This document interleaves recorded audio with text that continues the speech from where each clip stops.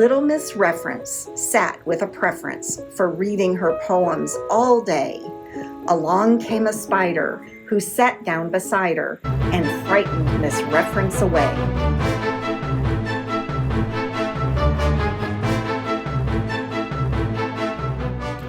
Hi, my name is Diane Benson, and I am here with the Blount County Public Library and LLK12, Learning with the Library K through 12. During this segment, we are going to dive into the world of spiders. I hope you enjoy some of these tips on how you can take a subject like spiders and create a unit study to educate your students.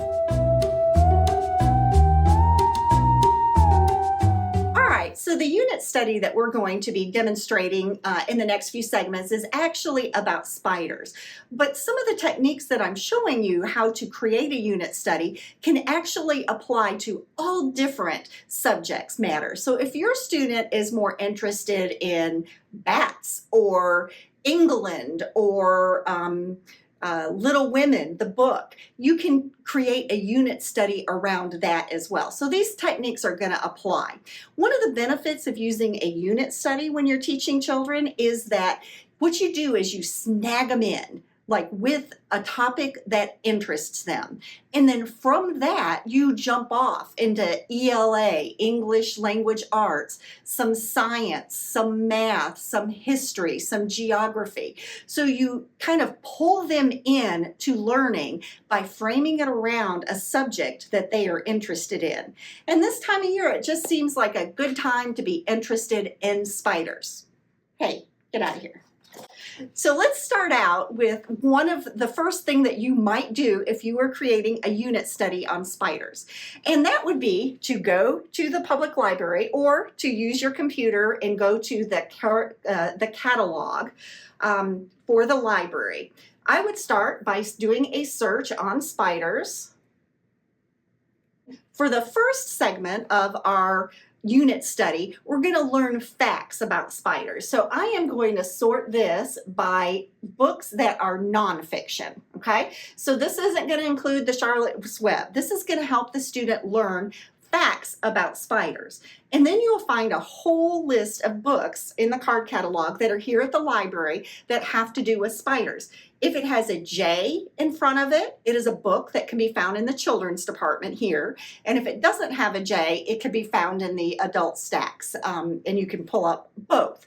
The cool thing with unit studies is that if you're doing this at home, for example, and you have kids who are all different ages, they can all study the topic, but at their level. So I can do this search for books on spiders, and I could have the same discussions and talk about spiders with all the children, a preschool, an elementary, a middle school student, and they might be reading different books on spiders, but they're all learning the same subject. What I usually suggest is that you read those books, depending on the age of your child and how strong a reader they are. You may read them out loud, or you may have the child read it out loud to you. Sometimes for reluctant readers, it helps if you take turns, like maybe they read a page and you read a page and you go back and forth that way.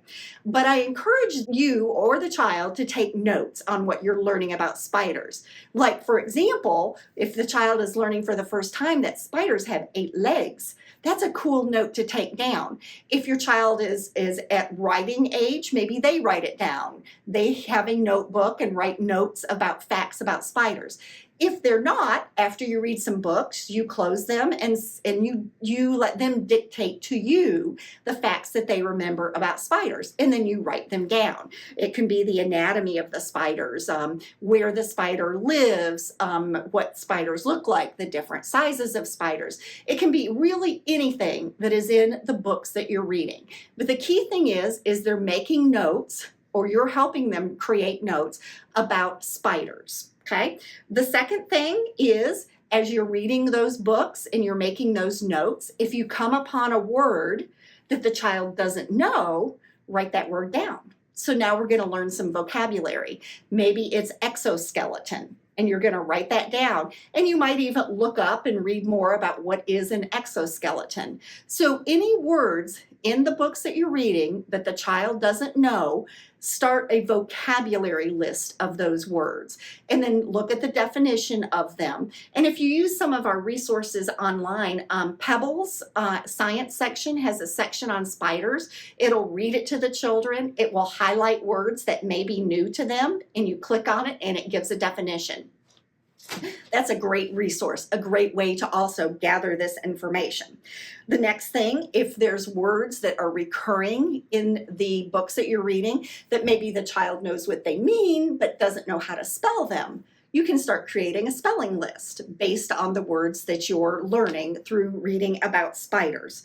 Some things that you can do with these then, as maybe on one side of the card you write one of the spelling words or one of the vocabulary words and the definition, and then you make another identical card, and then you spread all the cards out, and then you play the matching game. You remember that? You turn one over and it's like, oh, exoskeleton. Then you turn it back and see if you can find where the other exoskeleton word is. So that way the child is interacting with the words, they're practicing their memory and kind of training that, and also that exposure to those words is going to help them learn that. There are websites we'll link in below, also super teacher worksheets where you can generate word searches for some of these words, another way to help the child practice these new words that they're learning. Now, to take this a little bit further, as you spend time with spiders, reading these nonfiction books on spiders, is you might encourage your student to make a poster. Like maybe they want to educate someone else, the rest of their family, the grandparents, the neighbor. I mean, neighbors love it when you knock on their door and say, hey, can my kid show you a poster? Maybe not. But anyway, so maybe have the child create a poster board with information about spiders. Maybe they make some copies of some pictures of spiders, some facts about spiders, etc. Have them draw pictures of spiders in the books that you're using.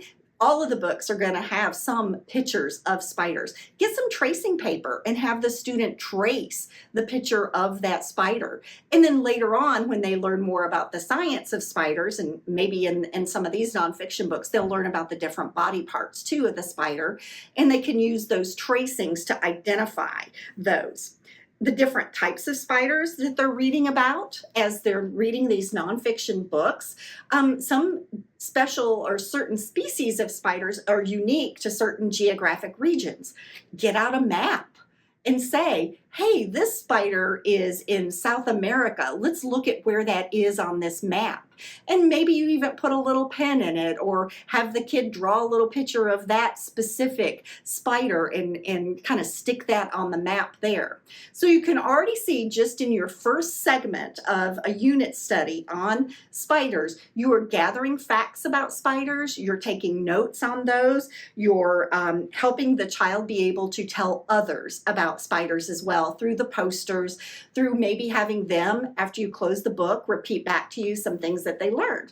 And that's one of the best ways that kids learn, is not just by soaking it in, but if they're able to synthesize it in their brain, process it, and then tell you or another member of the family what they learned, they are really learning information. So I hope you enjoyed this start to the unit study on spiders. And again, this is Diane with LLK12, and watch for more information on how to develop a unit study on spiders.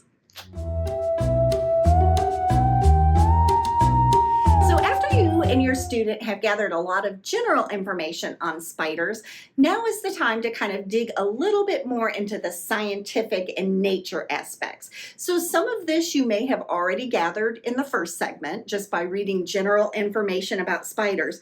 But if not, you want to dig a little bit deeper and get into the anatomy of a spider, the different types of spiders they are, the animal classification system, and where spiders fit in that classification system. Sometimes it's fun for students to actually memorize how animals are classified and understand where the spiders fall into that. Again, taking notes, always through this process, being aware of new things that they're learning as far as new vocabulary and potential spelling words that you might want the child to do. We're going to link below a list of science projects that are spider STEM activities and science experiments. So just some fun little activities you can do with your student involving not real spiders, don't worry about that, but just spider activities that you can do with your students that will kind of dive you into the area of science. Now to segment 3, and at this point we're going to get into literature that includes characters that are spiders. So you can do the same thing in the card catalog. You can go ahead and do a search term spiders, and then this time you're going to search fiction. So you're going to find fiction books about that have spiders in them. And what's the first one that comes to your mind? Charlotte's Web? Yep, that's a good one. I know that's what you were thinking. But Charlotte's Web is a good one. So you might want to go ahead and check out the book Charlotte's Web. And once again, you can do it or read it with your child, depending on whether you want to do a read aloud with several children, or you want to have a student read it individually. Same as we've been doing all along. Pay attention to new words, new vocabulary, and take note of those. And if there's words that the student tends to stumble over relative to spelling, pay attention to those. And so what you're going to do is you're going to look for some of those books. So Charlotte's Web, for example, Lord of the Rings, we've got Shelob in there as well. And there's a variety of books that include spiders in them, okay? So you're going to read them. You're going to, as you read these with your student, you're going to talk about who's the main character, what is the problem that they're facing, how did they resolve it. You might ask them, how do you describe the different characters in the book? And at certain points when you're reading the book with the student, you might say, what do you think is going to happen next? And see if they can kind of guess the ending or the next step.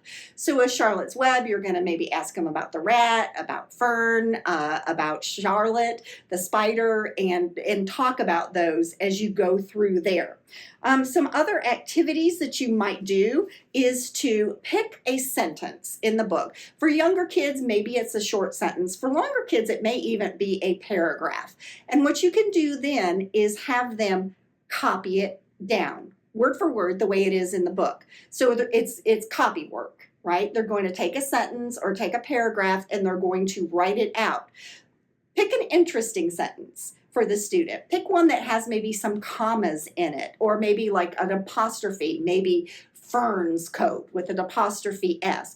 So pick interesting sentences, have the student write them, and then talk about the grammar. Read it out loud. Can you feel where the commas are because of the pauses and how you read it? Can the student tell where the end of the sentence is by the way you read it out loud? Have them copy it down, maybe have them write it out every day or so, and then move to dictation. And this would be where you now say, all right, you're not going to copy this time. This time, I'm just going to read it. And you're going to write it as you hear it and see if they're getting some of the grammar right and getting the main points. Are they starting with a capital letter? Are they adding the periods, etc.? Copy work, especially copying good literature, is a great way to learn. It's a great way for vocabulary, sentence structure, and grammar. All of those kind of piled in one. And so I encourage you to do that as you're reading these books. Some other things that you can do with the books that you choose is to have the student maybe create an alternative book cover for that. And you can make this fun. Maybe you get an old book, wrap it in brown paper, and then let them decorate. How would you decorate the book cover to Charlotte's Web or another book that they're reading? Have them create it. Have them, at the end, after you've read the book to them, encourage the students to pick apart and stop and say, okay, let's stop here. What if the book had ended here and you were tasked with writing an alternative ending to the book? What type of alternative ending would you write? And they get to be creative, they get to be silly. I know little kids, it can get really silly and you can end up with lots of laughs. But let them kind of think through how they would have written that. And then again, if they're young, you might do it through where they dictate to you how they would end the story. If they're a little bit older, you might have them actually write it out themselves. Other things that they can do as they're looking at these is look at books from different cultures about spiders, and then delve into the culture of that country or continent, of that civilization. Look it up on the map. Anazis, a folktale, African folktale about a spider. Take a look at that. And again, once you find some books that have the characters of spiders in them, you can talk about a lot of concepts of literature, and you can also talk about the setting. Where is it set? How is that different than how we live today? How do you think you would respond had you been in that situation? All sorts of great opportunities for discussion, thinking through, and talking about those books that you're reading. This is kind of an extension of the last section where we were talking about literature and spiders. This one is where you give your student a prompt and have them write a story about a spider, or a poem about a spider, or a haiku about a spider, or you can even have them do a report about a spider. And you can get really creative. They can do the writing and have it written out, or they could pretend like they were a newscaster who is telling people about spiders. They could pretend they're an alien from space who comes down to Earth and sees a spider for the first time, and how would they describe the spider? And so there's all sorts of fun ways to take this, but the idea is to start the creativity flowing and to really start thinking about like what kind of how can they be creative about this? You know, they can even take it, what if spiders ruled the world type of thing. I mean, they can take it any way that they want to, but writing. Encourage you to do writing with your student on the topic of spiders. Some students kind of like to write more nonfiction. Some students like to get real imaginative, and feel free to take it either way. Movies and documentaries about spiders. So once again, you can use the card catalog and look up at most libraries, including Blount County, we have an audiovisual section where you can get movies. You can see fiction. You can also watch documentaries, nature shows, etc. Check those out and watch those as a family, or let your children watch them to learn more about spiders.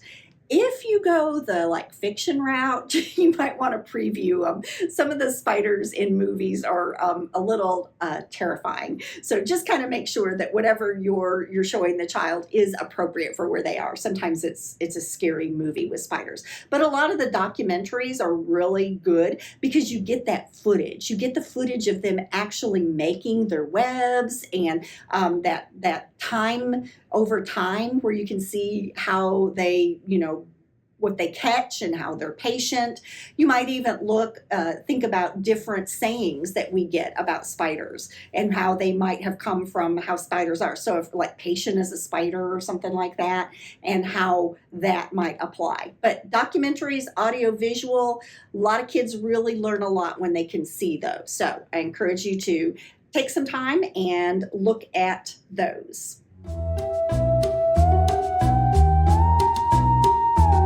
Segment 6 is with the LLK12 unit study on spiders is actually more formal. It is a presentation that your child now gives about spiders. They can focus on any of the things that we've done in the last segments. They could do a poster board, they could do a diorama, they could read one of the stories they wrote about spiders, they could make a craft. And tell how they did it. So for example, online you can get crafts that tell you how to make a spider web. They might want to make a spider costume. and maybe even make a board game that includes spiders as the pieces that go along. Maybe your child wants to make a silly song up about spiders and then share that with some other people. But the key is that they can create, that they present information about spiders. They could do a skit, they could pretend again that they're a news reporter, make a collage, read a current event article about spiders and share that. So the key thing is to make this fun. If you have more than one child or a group of children in a classroom, maybe have it where they can go around and each one kind of present and the other folks learn from them as well. So presentations is good for children to be able to articulate what they learn and get comfortable sharing and teaching with others. So, and that is the last segment on today's, or this past unit study on spiders with LLK12. I hope you got some information that you can use and got some ideas of how you can dig in, learn about spiders, and then even use some of the same techniques to create a unit study about spiders to create a unit study on another topic that you or your students may be interested in. Again, this is LLK12, and thank you. Little Miss Reference sat with a preference for reading her poems all day. Along came a spider who sat down beside her. Whatever. 2,